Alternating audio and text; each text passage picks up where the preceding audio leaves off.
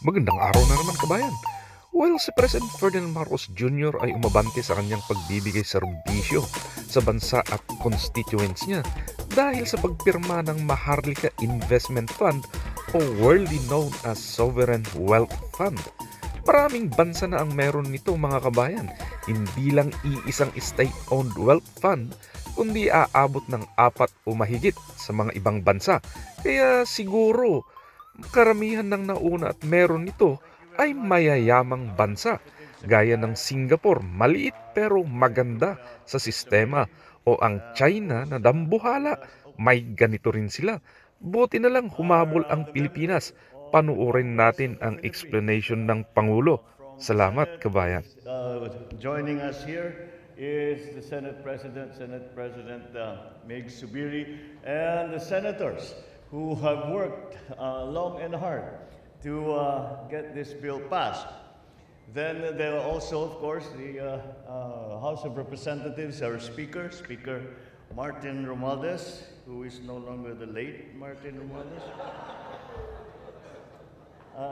and the members of the House of Representatives, who I know also have put in a lot of late hours and a lot of long days to get this extremely important measure into law. All the partners that we have here from the private sector, all our fellow workers in government, ladies and gentlemen, a very, very good morning to you.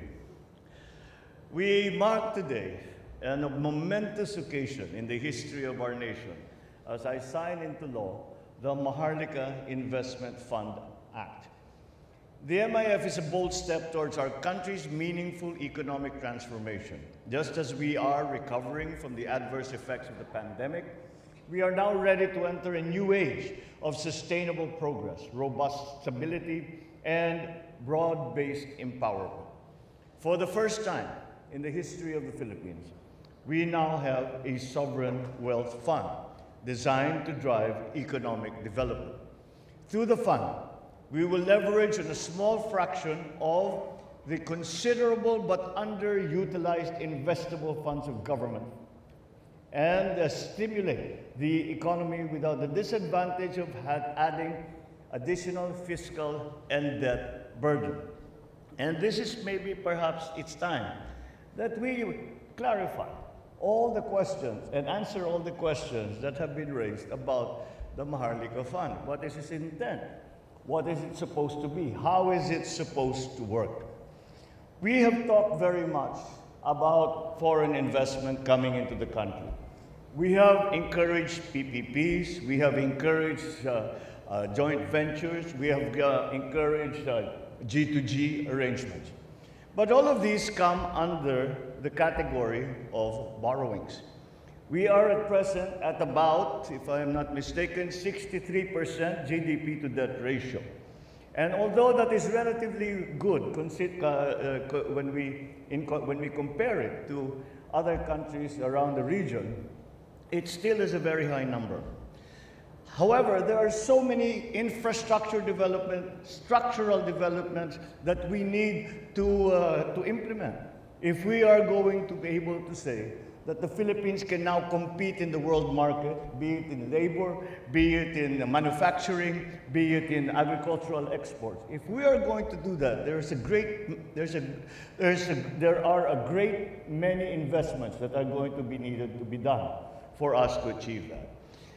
The first part of this administration was spent on a very simple principle, that we will go out to the world and we will do the changes that are necessary for the Philippines to become an investment-friendly nation.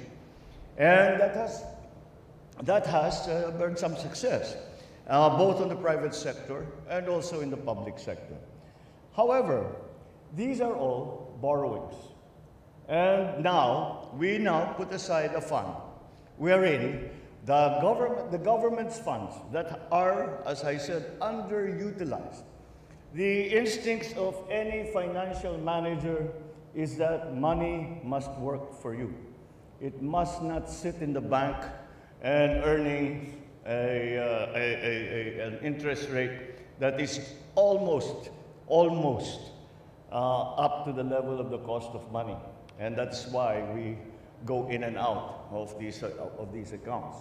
So these are the elements, this is the context in which we approach the Maharlika Investment Fund.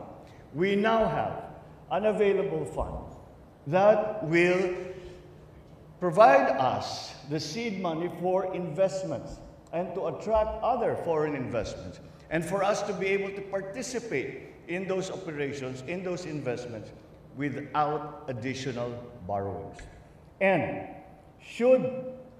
let us make sure that the fund is well run. Let us make sure that these are professionals. Let us make sure that the decisions that are being made for the fund are not political decisions, that they are financial decisions, because that is what the fund is.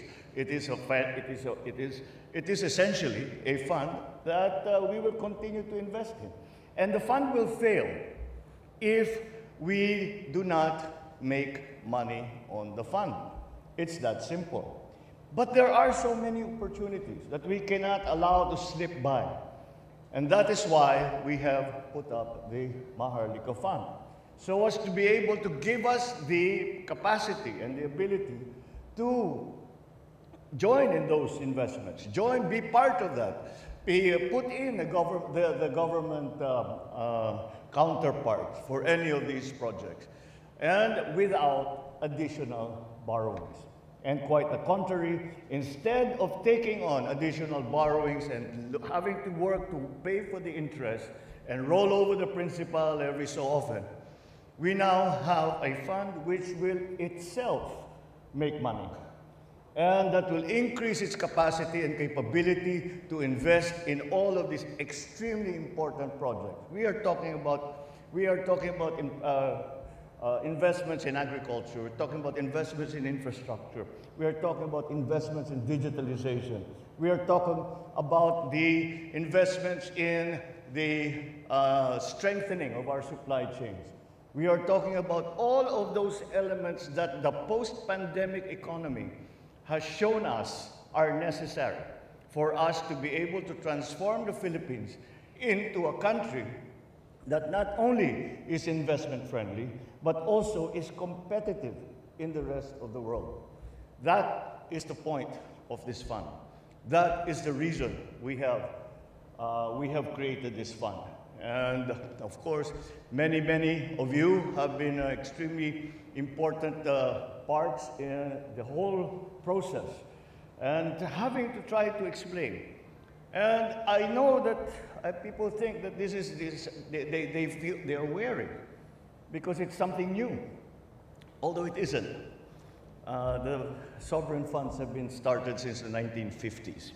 However, over the years, sovereign funds have become different from one another. When we were studying the fund, we looked back and we say, let's look at the experience of other people, of other countries. What worked? What didn't work? Where were the mistakes? So we don't commit the same mistakes. And the essential element that came back at us after that study was that every sovereign fund is unique, depending upon the purposes of that fund. For example, in China, they had the agency called SINTIC, which started off as an agency that was that were looking for investments to be brought into China. As China grew wealthier, they changed the ambit of their operations, and it is now where can China invest outside of the People's Republic. So you can see that there is an evolution. It doesn't mean that what we have made here is it. It will evolve as the context, as the economic situation, as the global situation changes.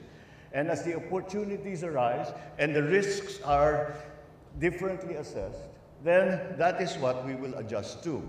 However, the point being, as long as we manage it properly, and I contend that we have some of the best economic managers, both in government and in the private sector, that we can count on to run this fund properly. And so that is why it has been very important. Of course, I've been watching the hearings and the debates in Congress about what is it supposed to do, how is it supposed to run. And immediately I said, I'm not in favor of having in the original iteration, the president was the chairman of the, I said, no, you remove us. It was the Secretary of Finance. No, because inevitably, if you put me or the Secretary of Finance or in a decision-making loop, those decisions will be colored by political considerations. And that must not be the case. We have to look at these things.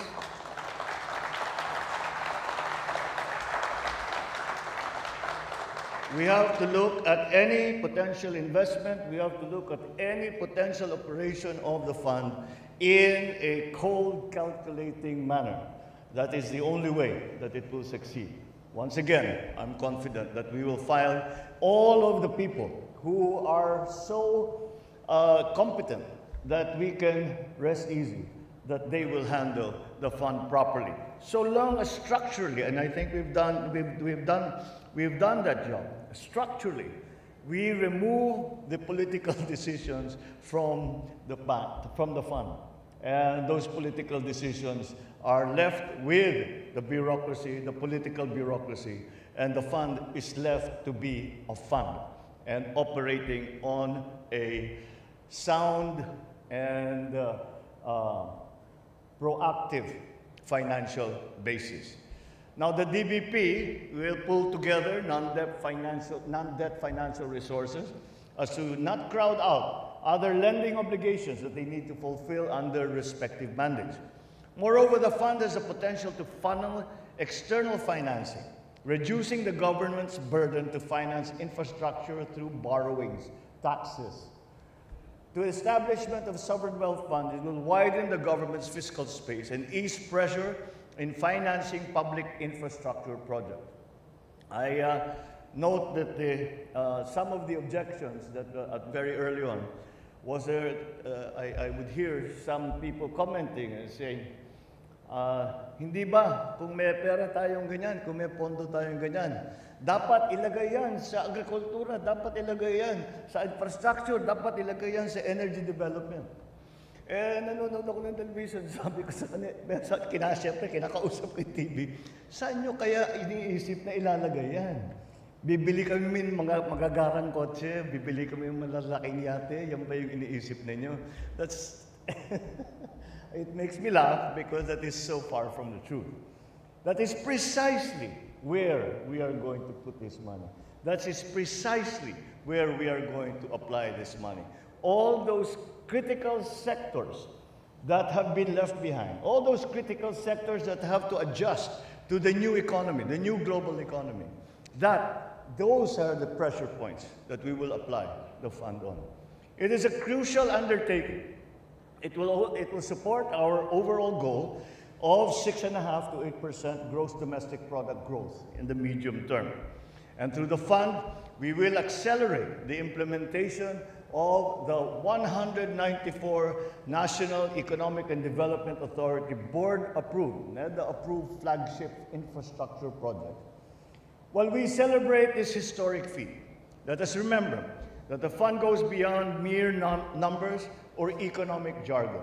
At its core, the IMF carries the dreams and aspirations of the Filipino people. Our citizens who strive for a better future for themselves, their loved ones, and their communities.